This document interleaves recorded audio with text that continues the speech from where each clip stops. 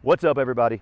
Today I'm going to give you a 10-minute total body workout that's going to hit everything that you need it to hit and get you on with your day. We're going to do a squat, we're going to do a pull, a push, and a lateral stabilization. So here's what the movements will be. For 10 minutes, you're going to start, you're going to grab your bag, clean it up, and you're going to do thrusters. You're going to do 10 reps, pushing all the way through. As soon as you complete that, you're going to drop the bag down, bend forward. We're going to go into a bent row.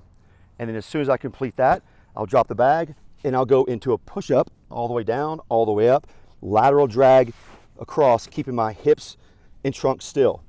So let's talk through these movements real quick to make sure you have your form and technique right. So let's start with the thruster. I'm going to show you this from the side. So what we do for the thruster, I clean the bag up, keeping it close to my body.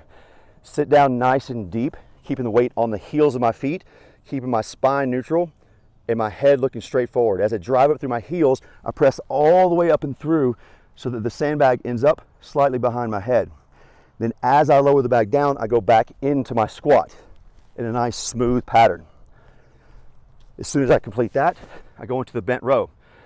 With the row, what I need you to think about doing is not bending forward. Instead, I want to push my hips towards the wall behind me. And you can see as I do that, that automatically lowers my torso. I'm not looking up, I'm keeping my head neutral, my chin is slightly tucked. The knees have a little bit of bend and I have all the weight on my heels and my glutes are engaged. From here, I let my shoulders drop. Then the first thing I do is engage my scapula, my shoulder blades, pulling them together towards my spine and pulling this bag in towards my hip crease. So I want you to think as you're doing this, you're pulling your shoulder blades together and then down into your back pockets. And what that'll do, it'll avoid you pulling like this and getting all that tension in your shoulders. So you should feel this right around your mid back. Then once I'm complete with that, I'll go into my push-up with lateral drag. For this position, my feet are going to be a little bit wider than shoulder width, or you can make them wider if you need to. Come all the way down, chest touches the ground, push all the way up, lock out. From here, to keep my hips stable, I engage my abs, I squeeze my quads and my glutes, grab the bag without moving my hips, pull across, hand down, and then repeat.